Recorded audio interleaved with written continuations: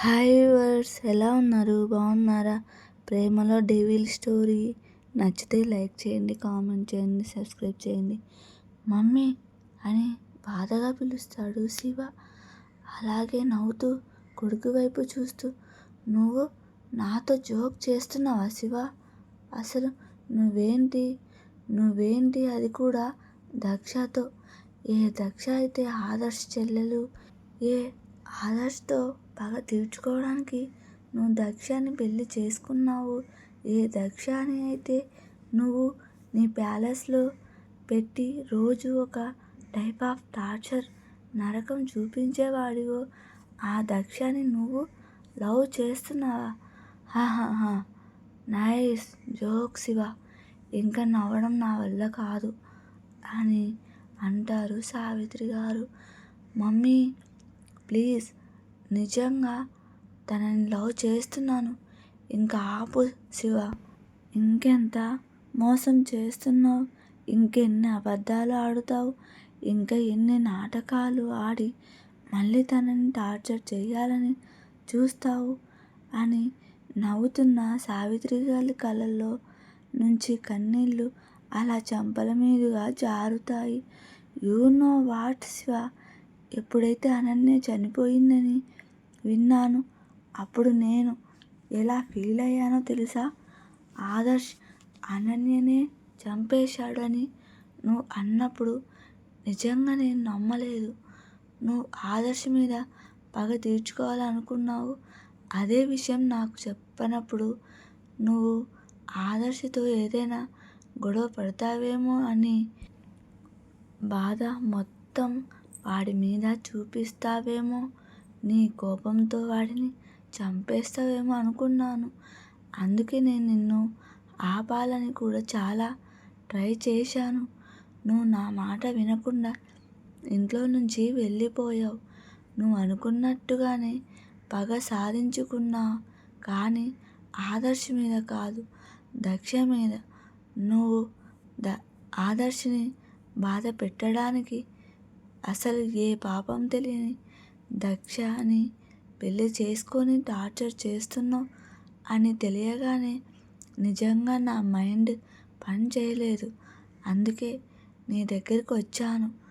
కానీ వచ్చిన రోజు దక్షని అలా కండిషన్లో ఆ ప్రిజర్ రూమ్లో చూసినప్పుడు నిజంగా నా కాళ్ళ కింద భూమి బద్దలై ఫీలింగ్ కలిగింది. నాకు నిజంగా అర్థం కాలేదు. నువ్వు పగ అని నీ మనసులో పెంచుకున్న ఆ కోపం వల్ల 20 సంవత్సరాలు ఉన్న ఒక అమ్మాయికురాలు లైఫ్ని అలా స్మాష్ చేస్తావని నేను నిజంగా అనుకోలేదు. ఎన్నెన్నో కలలు ఊహించుకుంది. ఒక్కసారి తన కళ బ్రేక్ అయ్యింది, కానీ ఈసారి తన కళ నెరవేరుతుంది అని ఎంత ఆశగా, హ్యాపీగా నవ్వుతున్న ఆ అమ్మాయి ఆశలని నువ్వు కాల్చి బూడిద చేసేశావు. నువ్వు ఆ అమ్మాయి బాడీ అంతా కూడా దెబ్బలతో నింపేశావు. తనని బాధ పెట్టడం స్టార్ట్ చేశావు. అయినా కూడా నీ మనసు చలించక ఈసారి బాడీ కాకుండా తన మనసు మీద వార్ చేయాలనే చూశావు. తన మైండ్, తన హార్ట్ మీద దెబ్బ కొట్టాలని చూశావు.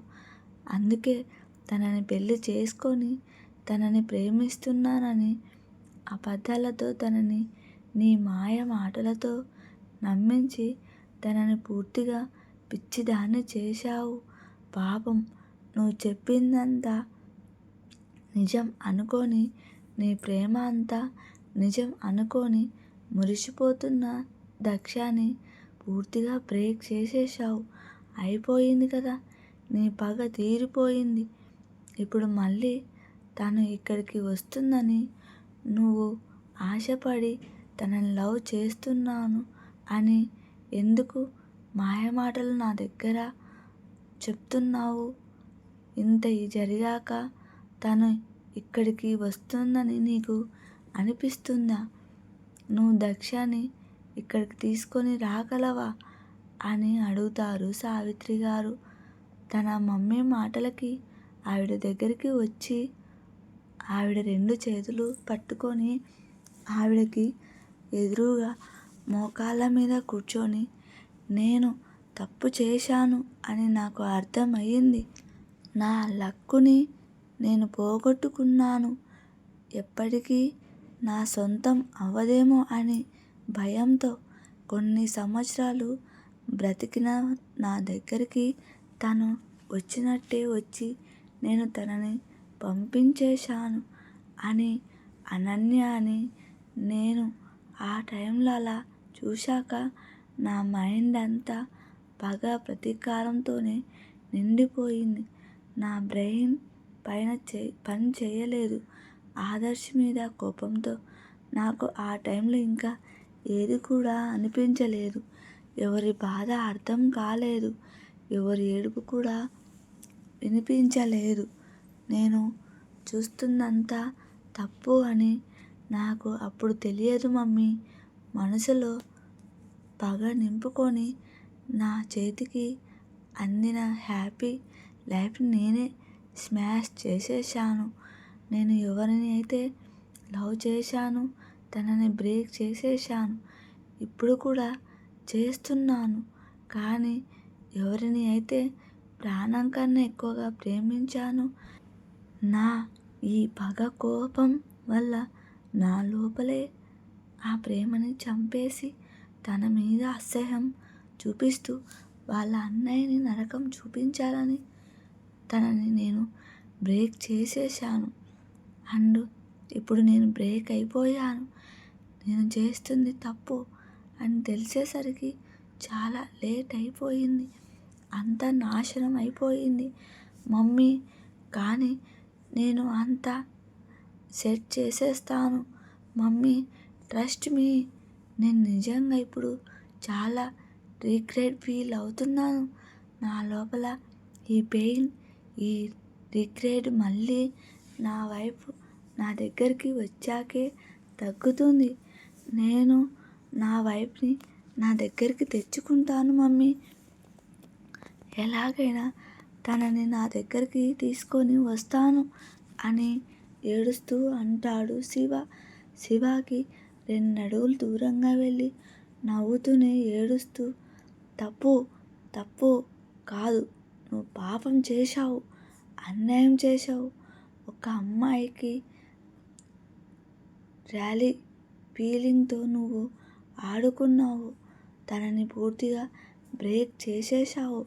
ఎంతలాగా అంటే ఇప్పుడు దక్ష ఇంకా ఎప్పుడు ఎవరిని కూడా నమ్మలేనట్టుగా, ఇంకా ఎవరిని కూడా తన దగ్గరికి రాలేనంతగా తనని పూర్తిగా నాశనం చేసేశావు. Now you are grating each Daksha. నన్ను క్షమించి నీ దగ్గరికి వచ్చేస్తుంది అని నువ్వు అనుకుంటున్నావా? తను నిన్ను క్షమించేసి అన్నీ కూడా మర్చిపోయి మళ్ళీ నీతో నార్మల్ ఉంటుందని అనుకున్నావా? నో శివ, అలా ఎప్పుడు జరగదు. తను నిన్ను ఎప్పటికి కూడా క్షమించదు. ఎంత నువ్వు నా కొడుకు అయినా కూడా నేను ఈ విషయంలో నిన్ను నమ్మను. అండ్ నిన్ను నేను కన్నాను అని నువ్వు చేసిన ప్రతి ఒక్క తప్పుని కూడా నేను క్షమించి దక్షని దగ్గరికి రావాలని అస్సలు కోరుకోను. ఎందుకంటే నువ్వు చేసిన దానికి ఒక ఆడదానిగా నేను ఎప్పుడు కూడా ఆ అమ్మాయిని దగ్గరికి వస్తుంది అని ఆశించను. అది పక్కన పెడితే దక్ష నిన్ను ఎప్పటికీ క్షమించకూడదు అని కోరుకుంటున్నాను అని అంటారు సావిత్రి గారు. శివ కొంచెం షాకింగ్ ఎక్స్ప్రెషన్స్తోనే తన మమ్మీ వైపు చూస్తాడు. తన మమ్మీకి తనంటే చాలా ఇష్టం. ఎంత ఇష్టం అంటే తను ఏం చేసినా కూడా క్షమించేంత.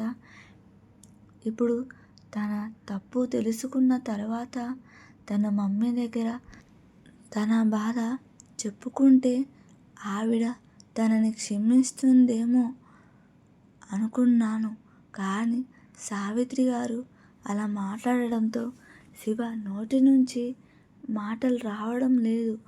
ఒక్కటి చెప్తున్నాను విను. నువ్వు చేసింది అంతా చేసేశావు. నాశనం చేయాల్సినవన్నీ కూడా చేసేశావు. ఇక నుంచి నువ్వు దక్షకి దూరంగా ఉండు. మళ్ళీ నీ మాయా మాటలతో ఆ అమ్మాయి దగ్గరికి వెళ్ళి నీ దొంగ ఏడుపులతో ఆమెను నువ్వు నీ సొంతం చేసుకోవడానికి ట్రై చేస్తే ఈసారి నేను డైరెక్ట్ దక్షని ఇండియా నుంచి బయటకి పంపించేస్తాను.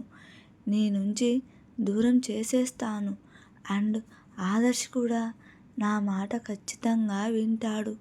సో నువ్వు దక్షకి ఎంత దూరంగా ఉంటే అంత మంచిది అని కళ్ళు తుడుచుకుంటూ, దయచేసి నువ్వు దక్షకి దూరంగా ఉండు.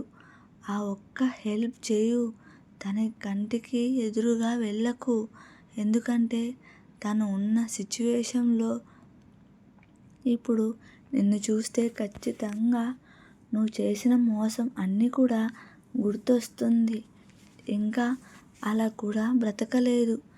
అందుకే తనకి దూరంగా ఉండు అని 2 చేతులు జోడించి వేడుకున్నాక అక్కడ నుంచి వెళ్ళిపోతాడు సావిత్రి గారు. ఆవిడ వెళ్ళాక శివ గట్టిగా కళ్ళు మూసుకుంటాడు. తనకి దక్షతో గడిపిన ప్రతి ఒక్క క్షణం గుర్తొస్తుంది. ఆమెను మోసం చేసుకొని పెళ్ళి చేసుకోవడం, గ్లాస్ పీసెస్ ఫ్లోర్ మీద వేసి తనని నడిపించడం, ఆమె చెయ్యి కాల్చేయడం, ఆమె శరీరంలో కూడా ఒక రాక్షసుడిలాగా వాడుకోవాలని చూడడం, అవన్నీ గుర్తు రాగానే ఆ అని గట్టిగా అరుస్తాడు శివ. అతను ఎంత గట్టిగా సౌండ్ భయంకరంగా అరుస్తాడు అంటే ఆ ప్యాలెస్ ప్రతి ఒక్క దగ్గరికి కూడా అతని వాయిస్ చేరేలాగా. యాక్చువల్లీ ఆ ప్యాలెస్ అంతా కూడా సౌండ్ ప్రూఫ్గా ఉంటుంది. కానీ డోర్ ఓపెన్గా ఉండడం వల్ల అరుపులు ఆ ప్యాలెస్ అంతా మారు మోగుతాయి. ఏడుస్తూ రూమ్ నుంచి బయటకు వెళ్ళిన సావిత్రి గారు స్టెప్స్ దిగుతుంటే శివ అరుపులు వినిపించిన వెంటనే రైలింగ్ మీద చెయ్యి వేసి గట్టిగా పట్టుకుంటారు. ఆవిడ మనసులో ఒకలాంటి బాధ. కానీ ఇప్పుడు ఆవిడ అసలు కరగకూడదు అని ఆలోచిస్తూనే గట్టిగా ఆ రైలింగ్ని పట్టుకొని నిలబడి ఉంటారు. అండ్ అక్కడే ఉన్న సర్వర్స్ అందరూ కూడా ఆ అరుపులు విని భయపడతారు. నెక్స్ట్ ఎపిసోడ్లో ఏం జరగబోతుందో మళ్ళీ కలుద్దాం. ప్లీజ్ లైక్ చేయండి, కామెంట్ చేయండి, సబ్స్క్రైబ్ చేయండి.